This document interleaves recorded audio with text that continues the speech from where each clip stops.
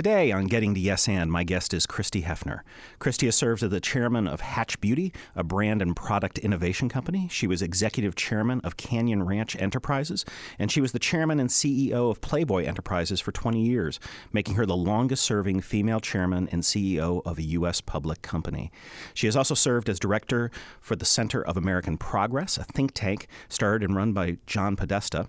She has been named to Fortune's list of most powerful women multiple times and has spoken to audiences around the world on brands, marketing, leadership, and First Amendment rights. Christie, welcome to Getting to Yes And. Thank you very much. Good to be here. So our group at Second City Works has been doing a lot of thinking around gender and diversity in the workplace. And one of the popular ideas that keeps popping up in our research is the idea that women in particular need to change their vocabulary. Specifically, women need to avoid saying things like sorry, I just, I was wondering, I think. So you've been a woman in leadership across generations, and I'm so curious if you subscribe to the need for a vocabulary change. Well, I tend to not like gender generalizations. Yep. Because I've been around enough leaders. I was the first woman in the Chicago chapter of Young Presidents Organization. I was a founder of both the Chicago Network and the Committee of 200 and the Chicago chapter of Women Corporate Directors. I have seen too much diversity among women and among men to ever put a stake in the ground the way some people do. Having said that, I do think that anybody, and it could very well be that statistically it's more common for women, whose default mode is self-deprecating and less self-confident and more apologetic, would benefit from developing a style and a vocabulary that projects not arrogance and certainly not a sense of inability to participate in a collaborative way, but confidence in the views being expressed. Yeah, I mean, that makes perfect sense, right? And I think so where we've sort of are moving our work in this area is that if there's a diversity and inclusion problem, which I think there is, it's everybody's problem.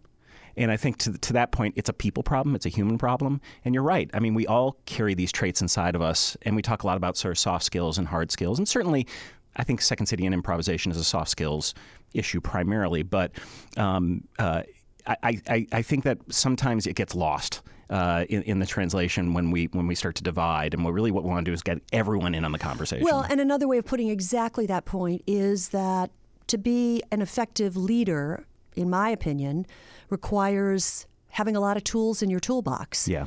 And some of them might be considered tools that are more traditionally stereotypically female, that are around collaboration and nurturing. And some of them might be considered more traditionally stereotypical male, right. Being tough, being aggressive, being results-oriented.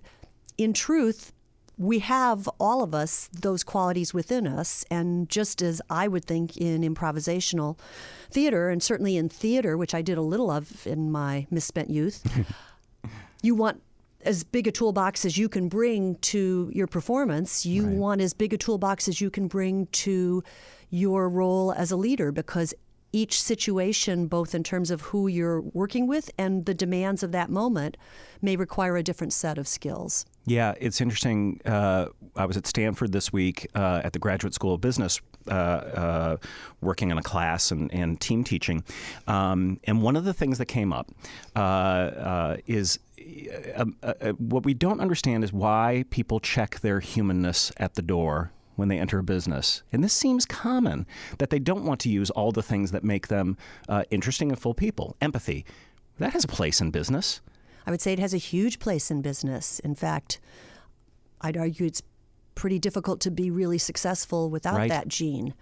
I don't know. I don't know if it's that the business people that we've historically looked up to and lionized, we were somewhat reductionist in how we understood them, how they presented themselves to the media. So yeah, they were advertised to us as this other. Yeah, there's a sense that they didn't have those qualities. Right. And that was, I think, especially true 20, 30 years ago when they were all male and mostly all white male. Right. And so especially if you were the other, whatever that meant, a woman, an openly gay person, an African American. Right. You're going to try to pattern yourself after what you perceive to be the success, and you're not going to color outside the lines. So that may have contributed to it, but I completely agree with you. I think that the people who are able to inspire and to lead and to create an environment in which talented people do their best work need to be willing to show and invest their humanity. Right. Be a little bit others-focused, attempt to connect. Very much so. Yeah. I'm curious, too. Okay, thinking about you as a person, I just think of these three different brands as being very different. Playboy, Hatch Beauty, and Canyon, right? So health and wellness, and then male and sort of female related, right? So I'm curious, being a leader of these three very distinctive brands, how do you change when you enter each of those boardrooms, or do you not? That's a good question. I think it's a mix. I think that, to use a much overused word, but that doesn't mean it's a bad word, to be your authentic self means to be consistent. And you could talk to people from every part of my life, and you could throw in my board work at CAP or the ACLU or Rush, people who only know me in one setting. And I would venture to say that there would be definite common themes and adjectives and sentences that people would use to describe me. And that's who I am in all situations. At the same time, if you're not able to read the room, if you're not able to sense whether on a scale of formal to informal, on a scale of people who are comfortable being challenged versus people who are not so comfortable being challenged. Whatever those individual dynamics are in a situation, which is the same when you're leading a company or sitting in a boardroom, then you're, I would say at the very least, limited in where you can be successful, and I would argue maybe even limited in your ability to be successful anywhere. Sure. I mean, because I think the other thing that happens, I mean, it certainly happened with me at Second City, is you begin to personify the brand. There are brand attributes that just make sense to you, that you agree with. Other aspects that don't, right? Because we can't be all things to all people. I think that's also a huge mistake that leadership can sometimes venture down. So I wonder, when you went to Canyon, for example, right, this health and wellness, was that something that you were passionate about at the time, that you knew a lot about? Well, I had served on the Canyon Ranch board during the time that I was CEO of Playboy. Okay. So I served on a number of other for-profit boards, one at a time, because I thought it actually made me a more effective CEO, and because it broadened my perspective on the world and business and resources. So the founders knew me, and when I left running Playboy, reached out to me with the hope that I could help them think about their brand and certain content that they had, but had never considered content the way you and I would think of content, because they thought of it as what happens when a guest comes to the property. They go to a consultation, they go to a program, they go to a lecture. And what they wanted me to help them do is to develop the strategies and put the resources together that could extend the brand and content in furtherance of their mission, which is to give people the tools and inspiration to lead healthier lives. So I knew a little bit about health and wellness because I had been on their board. I would say it was a part of how I've lived my life, not necessarily a passion. Right. I do value brands, and I did feel that in many ways, like Playboy, they had created not just a concept, but a category before anything like that existed, because they were over 30 years old when I joined them. And that was way before people talked about health and wellness. And mindfulness, all of that. So it met one of the things that in this portfolio chapter of my life has been a requirement as to whether I do something or not, which is, do I believe that I can add value? At the same time, do I believe that I will learn something new from it? And I mean, just like Playboy, right? Cutting edge, rooted stuff when no one else was doing it. Yes, and still founder driven, which I had some experience with. Yeah. All right. So I have a working theory I want to test out on you. Okay. And if it's bogus, you can call me out and it's fine because we can edit that out later. And I can just say, yes, I agree with you, Kelly. I have this theory about Chicago's creative culture. And my theory is this. I believe that if you look at our creative history in the city, that we've built a creative culture based on process and practice rather than ownership, which I think is very different than the coasts. And I think what that does is allow us to be steady innovators because there is not the intrusion of ownership, managers, agents. And you see this certainly in improvisation, which doesn't really have an owner, ensemble-based theater, which everyone sort of collectively belongs to, house music, which is borrowed. And the other thing about not owning is the talent leaves, which in most places would be crazy. But in here, it allows for the next talent to come up and create creative space. And I think when you look at the fact that Second City and Playboy sprouted in the 1950s, Playboy earlier 50s, but still I think but the fact that Second City was 59 means it wasn't the 60s, right. You know, when different things were going on, that there is something unique happening in Chicago at that time where a lot of this stuff started to occur. I'm inclined to think that you're onto something. Okay. Because I think that there is fertile ground here that is different than the coasts for creativity, entrepreneurship, innovation. I think it's a less judgmental place. Yeah. I think it's a more nurturing, supportive place. I hadn't thought about your point with regard to process versus ownership, but I think that idea, which you could say was behind the Imagists, you know, and maybe blues, yes, and other things that we could think of as being born in Chicago that were and remain, you know, kind of cultural touchstones. So, and that Playboy was a champion of artists very much so. And ideas, right? And it was, yes, very much so, of jazz and blues, and the early Second City guys, they were always over. I mean, the Playboy After Dark, those guys are in the background half the time. In fact, although I didn't know him in those days, Harold Ramis, who was quite a good friend, first would say early in his career kind of had an important milestone when he was hired to be the party jokes editor for Playboy magazine. Oh, that's right. That's right. And what a generous spirit Harold was, right? A lot of times when I get hired to talk on leadership, I talk about Harold because good role model. Totally, and it was such a great mix of skill, expertise, good humor, generous, so generous. When I was a dishwasher at Second City, he treated me the same as a producer, and I'll never forget that. And brought with him, such terrific instincts. One of my favorite things that he ever said as a piece of advice was, find the smartest, funniest person in the room and stand next to them. And for him, that was John Belushi. Certainly enhance the cocktail party. Yeah, exactly. But it's totally great advice, right? Like, oh yeah, find someone great, go sit next to them. That's what's going to happen. I'm curious too about, because you've been active in First Amendment right advocacy. Did that come about because of working for Playboy, or is that something before? That was before. Yeah, tell me about that. I was interested in politics. Oh, and law too, right? Yeah, going way back. I mean, I wrote a letter to the editor that got published when I was in high school against the death penalty. Wow. My mother was very politically active and was almost always a poll judge in Wilmette. Of course, she was on a short list of Democrats who lived in Wilmette at the time. Did you grow up in Wilmette? I was born on the south side of Chicago, That's what and then I thought. we moved to the north side. And then when my mother remarried in '59, we moved to Wilmette. So I went to junior high school and high school in New Trier? Wilmette. Yeah, so did I. West.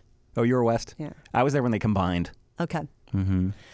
Anyway, so I went door to door canvassing for candidates with my mother way before I was old enough to vote, and was just always interested, as many people of my generation were. I helped to put out an alternative newspaper at New Trier to oppose the war, and it was a time of, I think, a strong awakening around an interest in politics because of the war and because of what was happening in Washington.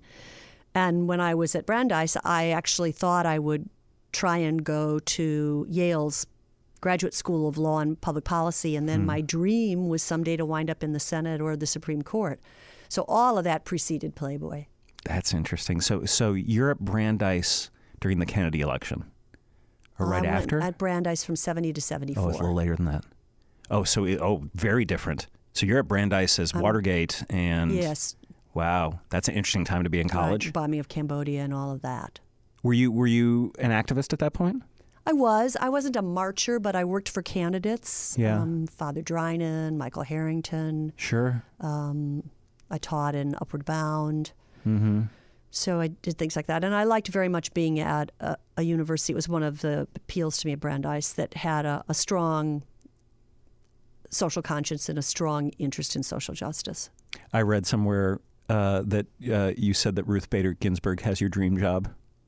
I don't think I said that, but I'm an author. Someone said you did. And I do have a letter from Ruth Bader Ginsburg. Do you? Because when she got named to the court, I wrote her because the Playboy Foundation gave the seed money to start the Women's Rights Project of the National ACLU, and she was the first executive director of it. And when she got put on the court, I wrote her an unapologetic fan letter that I just thought it made my heart sing that she was now going to be on the Supreme Court, and that I doubted that she remembered, but that, we had had this intersection of our lives long ago. And to my surprise and delight, she wrote me back a personal letter. She said absolutely she remembered that that's it awesome. had made all the difference in the world, and couldn't have been more gracious. Oh, that's so. Yeah, I met her once. My ex-wife was friends with her daughter, and then when she got into the court, I'm like, "This is I actually met a Supreme Court justice," and I find that whole world fascinating. Yeah, me I mean, too. And I even enjoy, all the when Scalia passed away, I really enjoyed reading about his wit. And how that was so, because I don't agree with him politically, like on anything, but I bet the two of them were quite close. They were quite close, and I bet we'd love having a conversation with him. I wish I had the chance to have a conversation. I just actually had a drink the other night with a friend of mine who runs the Constitution Center, Jeffrey Rosen, who's just finished a book that's been very well reviewed, and he gave me a copy. I haven't started it yet, which is on Justice Brandeis. Okay. Which I'm looking forward to. Oh, yeah. All right. So speaking of this, too, I found a little quote from you that I want you to explain because I think it's pretty cool. You said, intellectual agility, not intelligence, is the most valuable quality. I did say that. Yeah. All right, I do good. believe that. Yeah. Tell me more about that. What does that mean?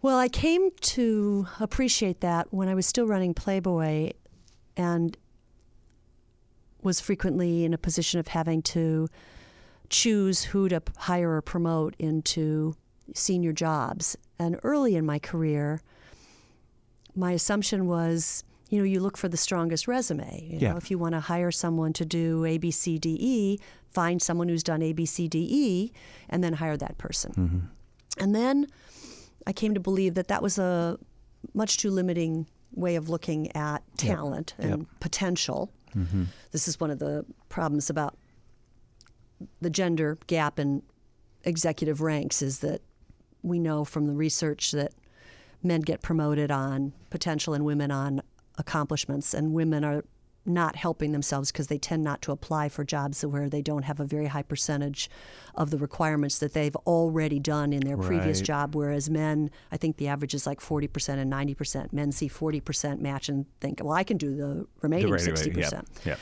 But anyway, I then moved to this idea of, no, what you really want is just really smart people. Right? So if you hire really smart people, then they'll be successful.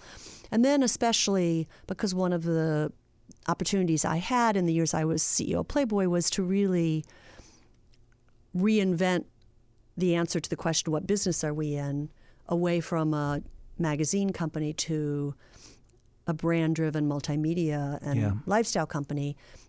And that reinvention puts front and center the need to have people who are capable of constantly asking why not, or why, or what businesses are we in. And that is, to me, what intellectual agility is. It's the ability to learn new things, to think different ways, to never become a captive of what you have done before or what you think your job is. And especially at the rate of change in today's world, I think the people who will be most successful will be the people that have cultivated that ability, because people are going to have so many different types of jobs and careers, never mind the whole concept of the gig economy where you don't really have a job or a career at all. Right. And I really do deeply believe that that is the single most valuable skill. So what I love about what you're saying is, as a leader, calling out the fact that your position changes, your ideas change, right? And the worst insult you can have in politics is to call someone a flip-flopper. Right. And there's a ridiculous aspect to that, which is curious minds evolve and they change, and they should. That's actually a really important thing. Now, I get that some of that means that you're just saying what's convenient, but it does seem to me what you've experienced in your career is allowing yourself for these positions and ideas to change, because that's exactly been my experience as well. The way you talked about hiring, that's the way I thought about it, which is like, oh, no, then you do this. No, just the smartest. And that's what really brought me around to this idea that the reason diversity is so important in terms of organizations is so that you get that feedback loop of different points of view. Absolutely. I mean, there's pretty strong research that there's an ideal number of people to put in a room if you're trying to come up with kind of creative, innovative thinking, and it's 7. And that of those 7, 2 of the people should know nothing about the subject. And part of that is because those are the people most likely to ask the most challenging questions, because they are completely unencumbered by being experts. Yeah. There's a book called Rookie Smarts that I think is quite good. It's a mix, as many books like that are, between research and anecdote. But its premise, as you would guess from its title, is how often the best decisions are made by people who have not been in a position the longest time. Right. And I look back at when I took over Playboy and it was in a lot of trouble. And of course, in hindsight, I think, what was I thinking? And in part, it was because I just really had no idea all that I didn't know. Thank God. But in part, that lack of being weighted down by being certain about what should be done was the key to reinventing the company. Yeah. And I do think that that challenge is the most critical challenge for all organizations. You know, the guys that get the answer to the question of what business are we in right are the Netflixes. The guys that get the answer to the very same question wrong are the Blockbusters. Right. I mean, it's pretty much that straightforward. No, that's cut and dry. And I mean, you know, I experienced this certainly too, because I ran Second City for around 20 years. And I totally now look back and go, man, those last couple of years were definitely, while I'm very proud of the work I did, and we did some really innovative work with the Hubbard Street Dance and Lyric Opera and all that, I certainly know that I knew my stuff too well. I knew the brand almost too well, and needed other powerful voices that could change to come in and make changes. And I think that's happening now. It's fantastic.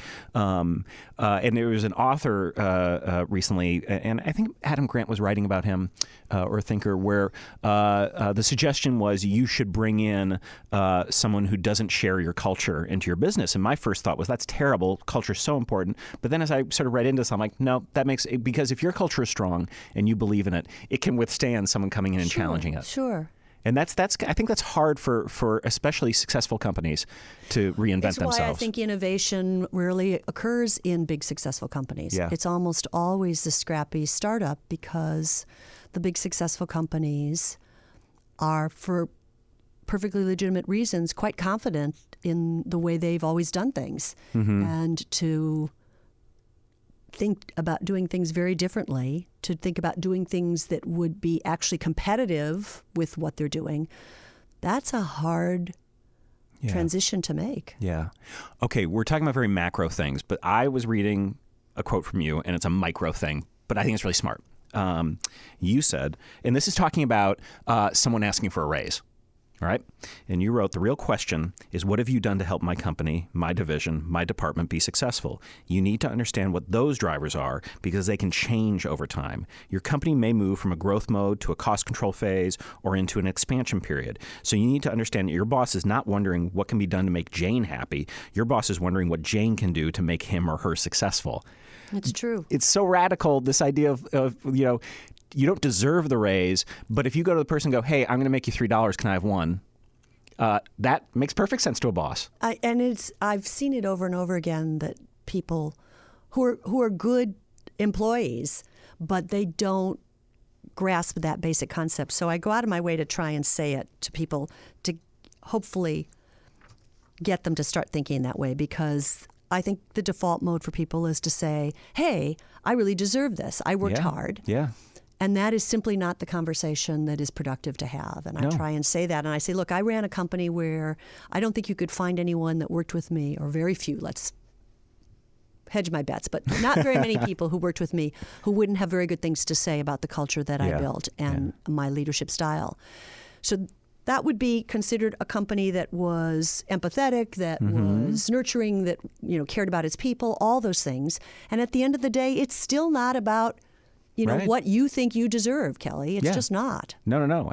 But I don't know that certainly was not something that I was ever taught, and didn't seem common. And when I read it, I'm like, this makes perfect sense. It's that exactly what and because I do think, and this is something that we talk a lot about Second City with audiences.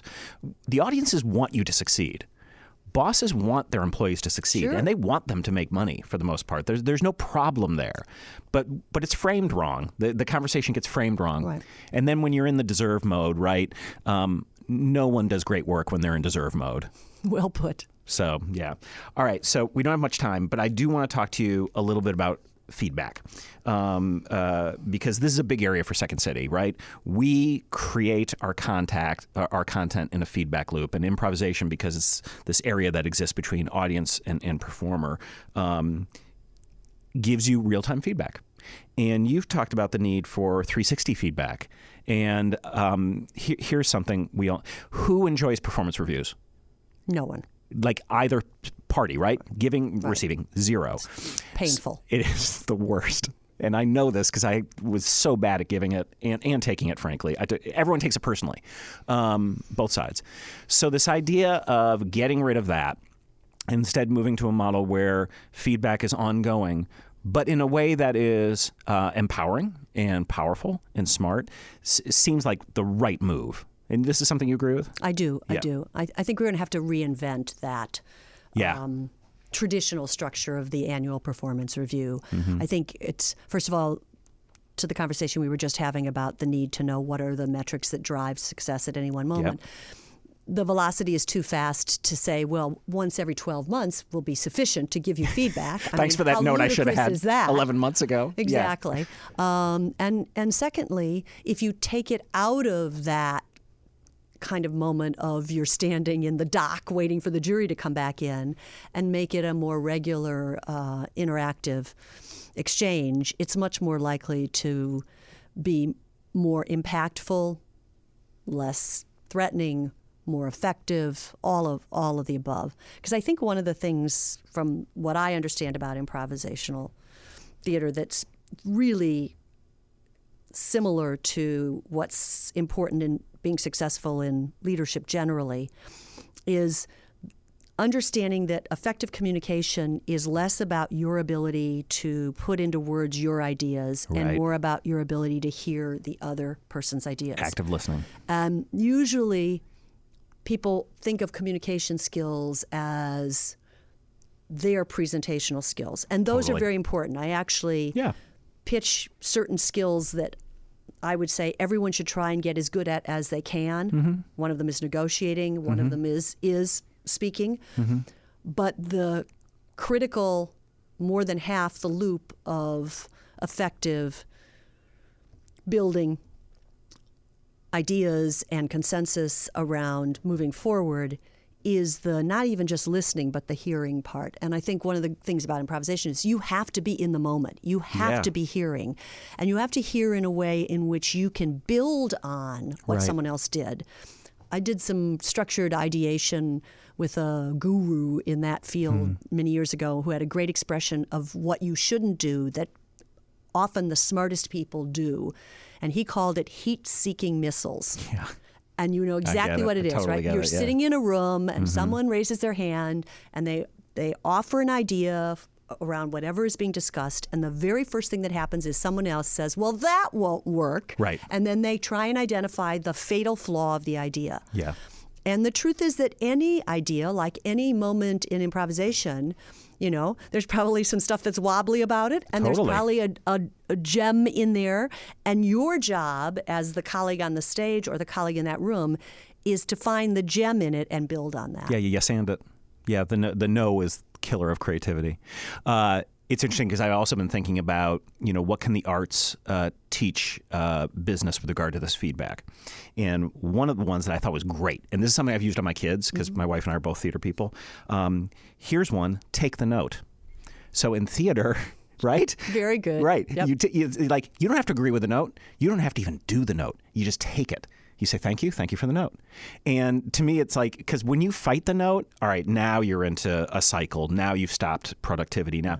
And taking the note, again, allows everyone to sort of incorporate it in. It might make more sense later. It might not make any sense at all. Doesn't matter. Because half the time, I think more than half the time, business leaders, when they're giving notes, are basically saying, you know, here's my idea for us getting better. You have a better idea? Please use it. Right. Take the note. Right. Well, and it goes back to what we've been talking about this whole time, which is the critical importance of diversity of opinion. Yeah. And the willingness and ability to hear other points of view and use them to continue to constantly evolve your own point of view and your own ideas, as opposed to thinking that your role is to simply sell your ideas. Yeah, and that's as apt in life as it is in business. Yeah. All right, so I can't. These half hours go too quickly. I could sit and talk to you forever. You're so smart. One of the things we like to end the broadcast with is, you know, and you've already given me like 100, so you know you might have already spent that. But what's a yes and moment in your life? When was a time that you would normally say no, and instead you said yes and you stepped out there with a risk? It seems to me you did a lot of that already. Well, certainly when I thought that I could step in when Playboy was in serious financial trouble in the early 80s and I was 29 years old without even an MBA, would certainly qualify for that. Yeah, I think so. Yes. That would be a WTF moment, actually. Right. But I try pretty often to push myself to do exactly that. I've just gone on the advisory board of an international agricultural company, and I know very little about agriculture. But I think the issue of, you know, how are we going to feed the planet? I think the issue of water, I think all of these are big issues, and I would like to learn more about them. And I think that there are things that I know that I can give to them. So while I spent time deliberating and learning about what would be expected in order to be sure that I was confident I could help, I still thought it would be much more interesting to say yes than to say no. Thank you for coming to Yes And. Thank you.